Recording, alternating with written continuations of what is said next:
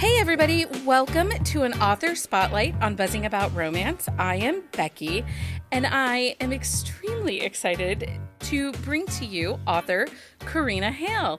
Did I say it right? Is it Hale or Haley? No, Halle. Hallie. Like Halle Berry, Like Halle Hallie. Bailey. Yeah. No, I Okay, know.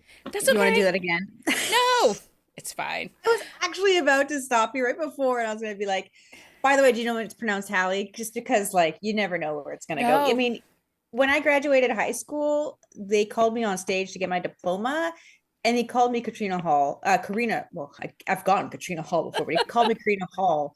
And literally the entire, all my classmates were like, it's Halle. So I've got it for a long time. So don't worry. I did, you know what? And it did dawn on me yesterday, and I just got busy and didn't. Oftentimes, I will send in. I'm terrible with name pronunciations. One, I'm a Me Midwester, too. but I also don't hear certain vowel and letter sound combo sounds. Um, Same. so I oftentimes will message an author and be like, "Can you please send me a voice memo with Right. how to say your name so that I don't mess it up?" But I apologize for getting it wrong. That's okay. Like I said, it is part of the deal. I even have like a glass that some readers gave to me that's on my shelf I'm looking at. It says Karina Halle. And then underneath says like Halle, like Halle Berry. Like Halle Berry. That's That's how common this is. yeah. Karina Halle is a screenwriter, a former music and traveling journalist, and the New York Times, Wall Street Journal, and USA Today best-selling author of River of Shadows, The Royals Next Door, and The Black Sunshine, as well as 70 other wild and romantic reads, ranging from light and sexy rom-coms to horror, paranormal romances, and dark fantasy. Needless to say, whatever genre you're into, she's probably written a romance for it. When she's not traveling, she and her husband split their time between a possible haunted 122-year-old house in Victoria, BC, and their sailboat, the Norfin, and their condo in Los Angeles. For more information, you can find her website.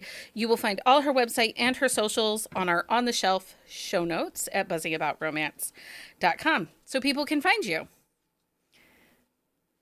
I am accessible. You are accessible. Um, you actually are. And, Most of that's, the time. well, Until I'm on a deadline and then it's like, where did I go? I don't know. But yeah. what I'm like, not in the like crazy time of deadline and like, mentee bees and whatever I'm having, then yes, I will. You can usually find me just bumming around online, shit posting on threads, etc. Well, Threads is like the royal, like it is the wild, wild west of social media. Yes, it is. It can be fun. I think I enjoy it more than at the beginning. I think once you get used to the way it works and just the way people are, then you kind of adapt to it. But at first I was like, why am I just saying like really innocuous, innocent things like I like tomatoes? And suddenly like there's people calling me like a whore in the comments. Like it didn't Right. make any sense. And people like, do you like, you know what I mean? Like, well, that's nice for you. What if I'm allergic to tomatoes? Like the weirdest comments. And it's like, okay, so once I got used to like that's how people respond here, Yeah. then I think I've gotten better at handling like, so when you say anything, whether it's that benign or something that's kind of controversial, that you're gonna get some Yeah. pushback. You just gotta accept it and just like I found that like I'm a huge deleter of threads. So if it's getting too much, I'm just like, okay, you're gone, you don't exist, because my ADHD will make me focus on it, or just like the muting, limiting replies, or just like muting all the conversation. And then it's like, oh, I've totally forgot about that. So Yeah. once you can navigate it, it can be quite fun. But it will drive you insane sometimes. I actually really like it, but I do find myself I'm a type out a message and then hit delete.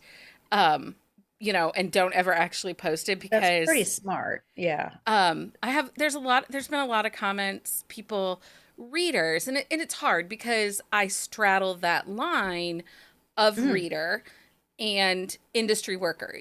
I started yeah. with a big five publisher as a contract worker. Now I do it freelance. And because of that, like I straddle this line, but I've also been reading romance since 1990.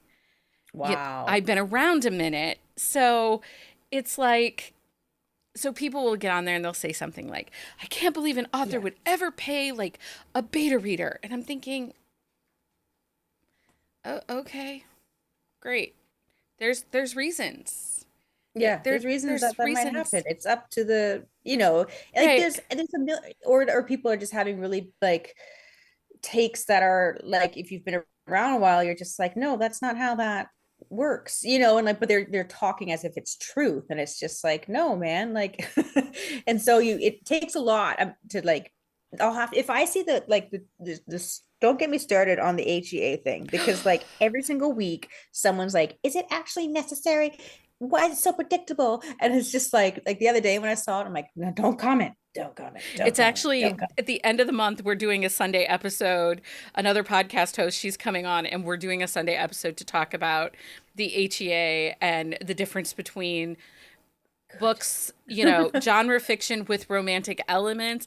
Yeah. Because I love the argument of, well, Nicholas Well, it Sparks. sparks. And I'm like, he, first of all, so I had the pleasure of taking a creative writing class from Jennifer Cruzy back in the 90s Okay. when she Yeah. taught at Ohio State. And,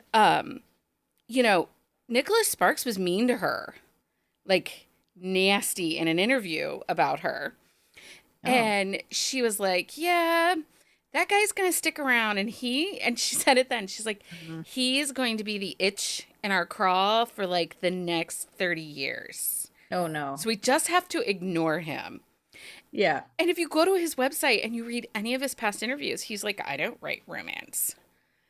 Yeah, of course. He's just like, not only is he saying like, yeah, so you don't call it romance, I don't, but of course he says it with like it's kind of beneath me kind of thing. But like, Yeah, but the fact is he doesn't write romance. he He says doesn't. it himself. And people the other week were arguing and they were literally saying, someone was saying, oh, well, that doesn't really count. Like what he kind of like, what is he? So it's the stores and how they're shelving me. I'm like, no, the author knows more about their book than the store. I can promise you that. And stores don't always get it right. I literally just got a message, comment from someone. It was a good comment. She said that I was at the Indigo, which is our chapters. It's our books, Barnes and Noble here in Canada. And she said that in Calgary, and I saw Black Sunshine there, which to me, I've never seen Black Sunshine in any store other than maybe a few Barnes and Noble. So that's really cool. And she said it was under sci-fi. This is like a dark vampire romance. And I'm like, you know what? And she's like, I told the person at the cash to put it in romance. And I was like, that's great. But you know what? I'm just happy that it was just there at all. So sci-fi like is not a stretch. I'm like, oh yeah, I mean, like I guess it's not like, Yeah.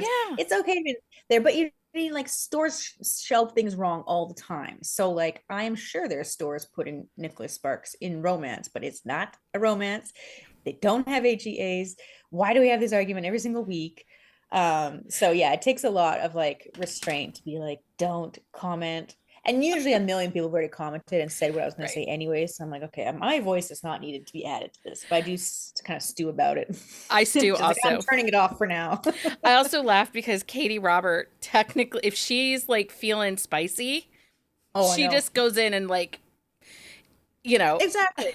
Exactly. Katie will handle it.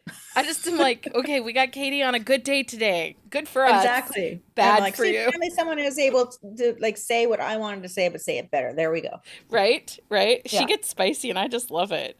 Me too. Come on, Um, Katie. so, okay, so let's talk a little bit about your upcoming release. The Royals Upstairs releases on September 10th, Oh, which, for the purposes of this podcast, is technically today. Um, hey. Woohoo. even though we're recording the night before. Um, so this is, it's not real. It is It's a royal romance because it takes place Adjacent. in your royal world, Yeah. but our hero and heroine are not technically royals. No, I've had people calling it royal adjacent, which I'm like, yes, it's royal adjacent. It's about the nanny, Layla, and the bodyguard James working for the Norwegian royal family. So you have the inside look. I mean, I did a lot of research. So, but obviously it's fiction. But like you have this fictionalized inside look at a royal family, but you're not actually dealing. The love interests aren't the actual royal couples. It's actually just normal civilian people, Yeah. and like how do they deal with that? Because one of the reasons I really wanted to write this book is because that's kind of like, what is it like to be just like the normal civilian? And how do you have a relationship with anybody, or even friendships for that matter, when you're either a royal nanny or a royal bodyguard? Like, it seems like it just completely takes over your life. And like, you are kind of, integrated into the royal family, but you're not a royal. What is that like? How are you treated differently? And how can you have any kind of like a social life or a love life when you're that integrated to something that has such high, secrecy and security and all that kind of Well, stuff? but even visibility, because everything you Yes. do, even as someone Yes. adjacent to that royal family, Yeah. I mean, if we even just look at like real life moments, the nannies get photographed, caring Yes. for the children by the paparazzi. And it's like, And they don't get the pay that makes, like, every time some celebrity, you know um rightfully complains about being harassed by paparazzi, people are always like, yeah, well, I bet the billions of dollars you make, help you sleep at night or something. And it's like, that does help, I'm sure, but what if you're a normal civilian that's not getting paid that much money? right? Like, it's just a normal, a good wage, I'm sure, and but like, and yet your life is a subject of tabloids. Like, that's not fair. No, Yeah. no, yeah, it's the good and the bad. Yeah. Um, so you have written this kind of royal world, but the main focus that you went with was including the Norwegian monarchy. You didn't really make up, I think that typically we've seen two ways that royals are done. One, authors will make up a whole new country, Yeah. or they use like the British royal Yeah. um, setting. Yeah. But you actually went Norwegian and Denmark. Oh, the other girl was from Liechtenstein. So yeah. Yeah. So what inspired you to be like, okay, you know what? I'm using real countries, but I'm Well, not using the typical one. Well, I mean, I am like, my dad was Norwegian, so all of the Halle family is from Norway. And my mom's side, they're all from Finland. So I mean, it's a Nordic country. They don't have a royalty, but they're still there. So I've grown up around, being in Finland and Sweden and Norway and Denmark. So I knew all about the royals when I was a kid, over there. And so of course it's just I wanted to showcase my heritage. So Norway. And again, if Finland had a king, I would have done one of them too. But like, um, so anyways, the basically when I came up with that, I was just like, I just want to showcase my heritage. I want to show people like, hey, the other royals other than the Brits exist. And then the more I looked into it, the more fascinating it became, because you wouldn't really believe how compared to the Brits, like the rest of the royals in Europe, they're so much more looser and more fun, and more likely to take chances on quote unquote commoners. So, for example, the real Norwegian prince, he basically met his wife now at an EDM, electronic music festival, and she was a single mom. So, like, if that's not the starter for a romance, I don't know what is. And see, people would say, "Well, that's far fetched. These are not realistic." I'm like, but they are actually, because he did do that. I think it was the Prince of Denmark. He met his wife, at the Sydney Olympics, where she was a waitress or at a bartender or something like that. I mean, so like, what is the odds of that? And then the Swedish prince, he met his wife because she was like a journalist for like an news type entertainment thing. So like, these are all actual non-royal people that are marrying into those royals. And so I thought that makes it more fun to me. So then that way you have more non-royals kind of entering the picture, and they're just a little bit looser about things. They're not the subject of the paparazzi around the world the way the Brits are, but they are in their own country. So you kind of do have like a little bit less of like, I don't know, paparazzi following you around, even though there's obviously still there. Versus like the English monarchy is very much like, yes, Kate was, I have to admit, I don't know that much, but like, okay, look, Meghan Markle, for example, obviously, okay, she's a commoner. So this is kind of the first time that that's really kind of happened in a big way. So that's kind of why that was a big deal. I think Kate probably was some good bloodline or something Yeah, before. I don't know. yeah, Yeah. I do believe there's royal. There's a TikTok influencer that does royal families, Matter of Fact. Yeah. and I'm obsessed with her. But she also talks about the fashion and the jewels and the tiaras. And it's really interesting when she starts talking about like the Nordic royalty and like Denmark. They are a little looser and they Yeah. don't try to hide who they are. No. And, the one prince, when he married his current wife, like she had a tattoo at the base of her neck, and the family didn't be like, you have to, cover Yeah. it up or your dress needs to Yeah. hide it. And it's like, yeah, because they feel like a little bit more approachable. And I'm sure that there is And pomp and relatable. circumstance, Yeah. but and ceremony, but there just seems to be a little Yeah. bit more For sure. approachability. Yeah. And like, and there's wildness to them too. Like the Monaco, in down in like in Monaco, I know that their royals are, I mean, obviously they kind of started it too when Prince Rainier married Grace Kelly, Kelly, yeah. in the 50s. So, and then they're all their descendants, like, some of them part, like there's a lot that, you know, they're a little bit more loosey goosey, which I think is just a lot more fun. And it's a lot more, has aged well. Cause I think you have to adapt with the world, and people want to see you be more approachable. And I think that's one thing that the Brits haven't done, but I think that's also, you know, what a lot of the royal followers like about them too, is they have really held on to traditions. So I do like the fact that there's this there the rest of the royals are just kind of a nice contrast to that. Yeah. So, what do you think it is that readers love about royal romances?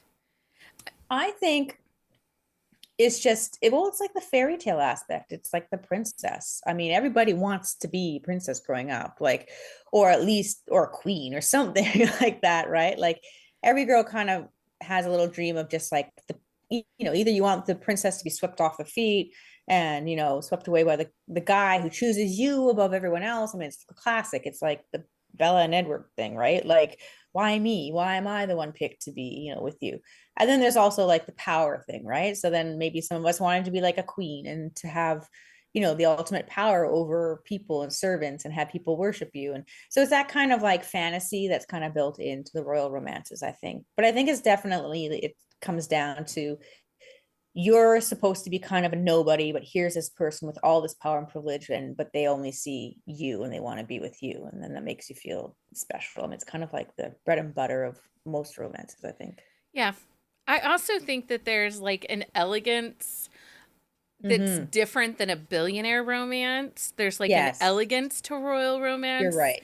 Yeah. that, There's a lot more pomp to it. There's a yeah, lot more ceremony and rituals and like balls and stuff like that. Whereas the billionaire is gonna maybe go to like, I don't know, the Met Gala or something, but he's not gonna go to this swanky, ball held at the King of Spain's castle or whatever, you know what I mean? yeah. So one of the things that I noticed as I was going through and looking at all of your royal romances, you like a second chance romance. Is that true? It's a common theme, either pure second chance with the same person or a second chance at love.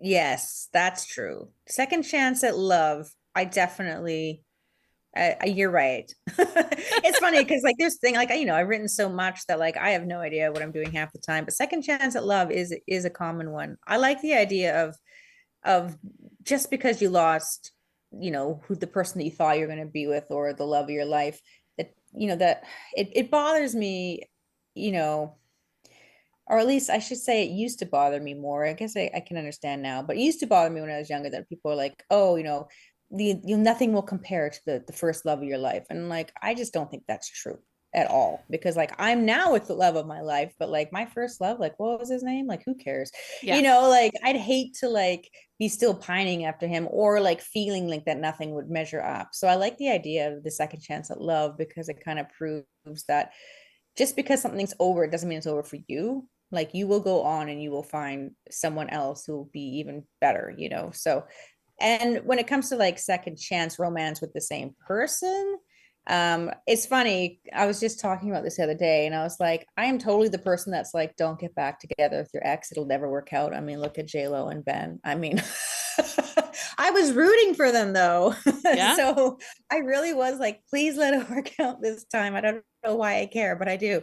But but seriously, usually it doesn't work. And but in romance novels, yeah, yeah, it's gonna work and you want it to work. And I like the idea of people kind of um change, not changing who they are, but just growing into a better version of themselves that's more compatible with the other person. So I like kind of seeing that love happen again, but from like that different starting point.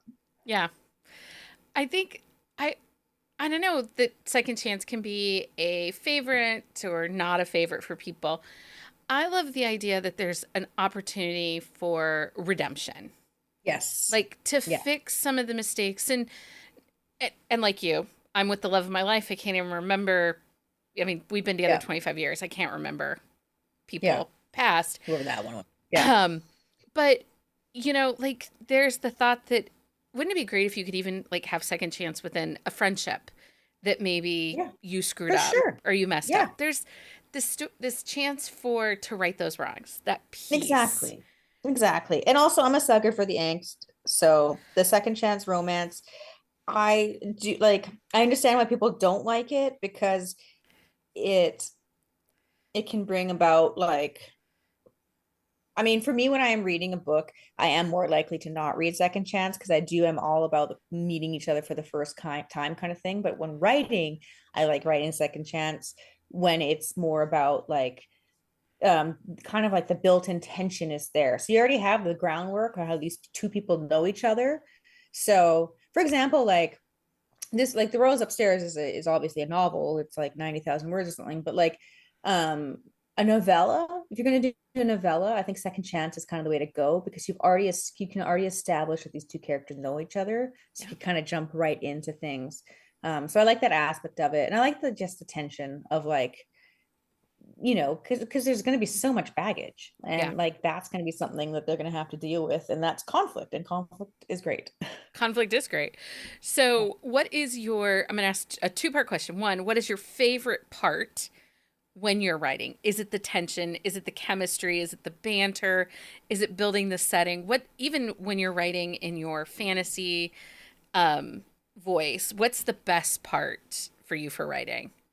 Uh, having been done written. No. No, the that's true though. I'm the happiest when I've actually just finished a book. But um and yeah, but actually I don't know. You know what? I think for me the parts I look forward to the most are banter for sure. Flirting, you know, bickering, fighting, like anything that gets a lot of dialogue happening. Those are so anything that's dialogue heavy, those are actually probably my favorite things to write. Um, and I mean, obviously like sexual tension scenes, those are fun. Those are a lot of fun. When it's like the almost kiss, like and it's just like, the Darcy hand flex kind of scene. Yes. Yes. Yeah. Yes. Yes. So, on the other hand, though, what do you avoid the most when you're writing? And it can Sex be scenes. sex scenes. You aren't the I only mean, author that says that. I know, and I have a lot of sex scenes, which is a problem. But seriously, it's because to me they're so hard to do right, and I can just flow past through mostly everything, but except fight scenes, like battle fight scenes, like and sex scenes. Those two for me are so hard. I think it's because they both require so much choreography, and it can be, even though I see everything so visually in my head like a movie, for some reason those scenes are hard to get down. It's hard to like not sound, it's hard to make it not cheesy and cringy. It's hard to not make it repetitive. You're looking for different words, but you also know you can't use that many different words because then someone's going to find that cringy or you might cringe at it. And it's just, and you're trying to establish like something that is both going to, obviously titillate the reader, but also showing like the actual connection between the characters as well. So it's not just there for like no reason. Um, So it's kind of like melding those together, and they just take me for whatever reason so long to do. So like writing them, like I can't say like when I'm actually writing them, I hate them, but it's just like because it takes me so long versus writing the rest of the book, that bothers me. It bothers me that it makes me so slow. So like if I'm like, oh, I have to write a sex scene today, like normally I could write, if I was in a rush, I could write 3 chapters and like do 3 chapters. But if one of those chapters has a sex scene, I'll need to take the entire day to just do that scene. And so that annoys me. So I can't, so I shouldn't say like it's the sex scenes that like themselves that are the problem. But it's definitely the fact that I have to slow down with them, like, and that screws everything up. Yeah. Um, yeah, that, and of course, and the fight scenes, the battle scenes, those are so hard to do too for me. I don't know, but I'm not the only one. I know that other people said like battle and sex scenes, so I guess I would have to say it's got something to do with the choreography of what hand and is doing Yeah. this, what foot's doing that. I don't know. No, I know. I've interviewed authors who have like sex Barbies so that they can make sure that hands are where they're supposed to be and that like Yes, legs yes, and you know, you don't smart. randomly forget things. Yeah, I've just got Funko Pops everywhere, and I don't think that'll help. Probably not. They don't really bend. They don't do that. So, The Royals Upstairs, it comes out on September the 10th. It is a second chance.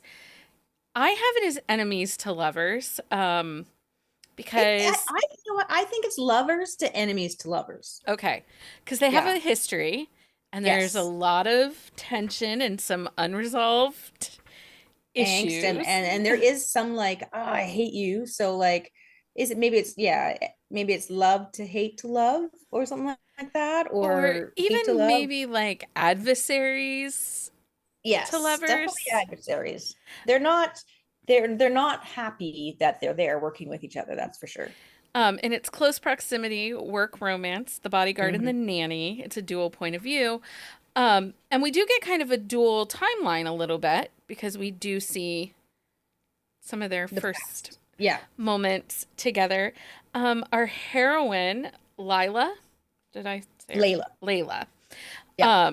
I'm just going to butcher everybody's names That's tonight okay. across the board. Um, she is the nanny and she is like quiet and introverted, Yep. um, Bookish. bookish. I just loved her. She's kind of that shy and nerdy heroine. Yeah. That there's just A so little much bit socially sweetness. awkward, doesn't fit Yeah, in. yeah. I really liked Definitely, I her. definitely like, I'm autistic, so I definitely did her an autistic coded for sure. Yeah. So there was a little bit of that. I mean, I didn't come out and say it, but I mean, if you're reading it and you're autistic, you pick up on it. I have a child that falls into that, and yes, yes, you do pick up on Yeah, yeah, yeah. it. Good. That's good. Um, and then we have James, who is the newly appointed bodyguard. Um, and he's not an alpha hero, but he's not like a cinnamon roll. He's a rule No. follower, and he's a little rigid. Yes, he is rigid. He's like, in one part of him, he's very cocky and kind of like bantery and relaxed, but the other part of him, he's very and rule following. But you know what? I think you have to be like, to be a bodyguard, to be under that kind of stress all the time. Like, it's like if you don't follow the rules, someone's going to end up dead. Yeah, Yeah. he's a rule follower for sure. And I really liked their chemistry. So, and I don't want to spoil this for anyone. I want them to go out, I want them to grab their copy and read it. But when you were building these characters, um, who came to you first? James. James. Because So he's James was in Royals Next Door. So right. I already knew him from that. I mean, I didn't know much about him. He just kind of existed. But so I just knew he was Scottish, because I love writing about Scottish men. And so I knew he was Scottish, and that was about all I knew. So he came to me first kind of fully formed. So that's why the book starts with his chapter, because I knew right away who he was and what he was all about. And so then Layla came after. Yeah. That he's really great. I really liked him. I kind of feel like in our house, I refer to my husband often as the voice of reason. Yeah. Like I'm a little more like, hey, we should do this and it'll be big and exciting and fireworks. Yeah. And he'll be like, and the roof will catch on fire and it will Yes. not be great. Yeah. And I feel like James in this book is kind of the voice of reason, but we do have a couple of Yeah. cute children that do Yes. steal the spotlight a Yeah. little bit. Um, Um, yeah. they're fantastic. They are fantastic and fun. And they kind of force James to, not be so stoic all the time. Yeah. I think for him, like I think the whole family. I think one of the reasons why like James is so strict is because the family is so the opposite of the last royal family is with. So they're so loosey goosey that he's just like, what is wrong with these people? I need to be kind of like the one like if you let Prince Magnus like just do whatever he wants, he will just like jump off a cliff with like one of those little squirrel suits, Right? which he's done before. So like he has to be there, kind of keeping this prince in line. Like, oh my god, how is this my job? Like running after this guy all the time, trying to protect him when he's like barely can protect himself, like is throwing himself into danger all the time. So yeah, so he's trying to, but they wear him down, and definitely the kids. And it's funny you mentioned that because those two kids are based on my nephews. Unoriginally have the same name, Tor and Bjorn, and but they right now are very intelligent, strapping young men in their 20s or whatever. But I'm basing them on the kids that I knew when they were like 3 and 5, and oh my goodness, they're gonna read this one day and be like, "What the?" But like Bjorn was just the devil child, and just like, would bite you, and Tor was like this soulful kid, and remember he would go like they live in New Zealand, so I was when I was in New Zealand for school I'd see them a lot, and Tor would come up to me and be like, why do you think Bjorn despises me so? I'm just like, oh Tor, don't worry, little brother's just nuts. Your So little brother's just basically nuts. those kids are in the book, and Yeah. yeah, it'll be fun when they find out one day. When they find out one day. Well, Um, their mother's going to read it because she's a librarian too. She's going to read it at some point and be like, "Oh my god, my children did this. surprise!" I think it's hilarious. That's so Yeah. funny. So, like we said, The Royals Next Door is out today. You can get it wherever books are sold. If it's not in your library, request it for your library. What is next for Karina Haley? Haley. Mm-hmm. Um, what Hallie. is okay? So a lot. I just finished the book called Realm of Thieves, and that's coming out next summer from Berkeley or Ace Books, and that's a romantic series. It's basically like Game of Thrones, but make it mafia with dragons and romance. So like obviously Game of Thrones has dragons, but dragons in it. But like it's basically mafia romantasy with dragons. Excellent. So that's coming out in next summer, and I'm super excited about that because I just finished that. And this year I have Underworld Gods 4, Goddess of Light, which is the last book in my other romantasy series that's coming in the end of November.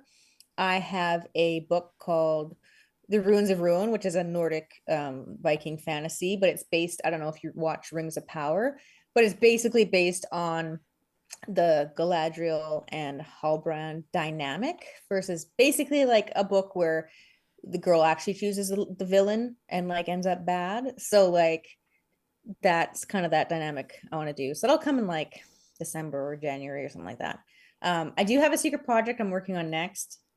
It's a psychological thriller with dark academia, gothic horror, romance vibes with a bit of sci-fi. So Fun. I haven't talked too much about it, but end of this month I'll have like a cover reveal and a blurb and all that kind of stuff. But I'm really excited about it. I've been waiting to write this thing since like May. So I've had this notebook since May, and like since May I've just jotted down every single idea, just waiting for when I was done Realm of Thieves to finally do it. So now I'm in like literally in the middle of it, and I love it. It's That's so like I can't awesome. wait for that. Yeah, I can't wait for that to come out. So yeah, a lot is coming. And then next September, I have the traditional re-release of Hollow and Legend, which is my MMF Sleepy Hollow retelling. Yeah. So yeah, there's a lot. It's exciting though, and Yeah. it's nice to see some of your older books because I have been reading you for a couple years now to get new life. Yes, that I their agree. new readers are finding them. I'm And so happy about that for the Hollow and Legend. Like I really am because I really love those books and I really love that how kind of different take it was on Sleepy Hollow. Like it has the MMF and the polyamorous angle of it. It's also horror, it's dark academia, it's witchy, it's gothic, it's all the things. And so when it got picked up by Berkeley Ace, I was frankly surprised because I was just like, oh, I didn't even know that this book was on your radar. Like it didn't have like a huge release. And also it's MMF. So like I didn't know, but I mean, I'm glad that they picked it up and they're like, no, we want this in the bookstores. And I'm like, fantastic. Like it's I couldn't yours. be happier. Yeah. It's exciting. It's exciting because you Yeah. have the re-release of your book Smut and Yes. um all these things, and it's really great because I'm a mom of a young adult now, and it's nice that there are some of these books that she likes a paperback. I don't get it. Like, I'm an e-reader, so I don't understand, but she likes a paperback. So it's exciting that she will, get a chance to pick these books up and stuff now. Cause Exactly. And that's the thing, like Smut, I decided to redo just because like I wanted to do my romantic comedies because I have like I like illustrated covers. Don't get me wrong, like I really do, but I do think they're really well suited for romantic comedies because then you're not confused about what's in the book, kind of thing. right. And so I wanted to give my true romantic comedies new life. So I redid the cover for Love Wrecked earlier this year. Just redid the cover for Smut, and I have another book called Bad at Love that I had the cover redone months ago. So I'm kind of waiting. This reminds me, I should probably redo that.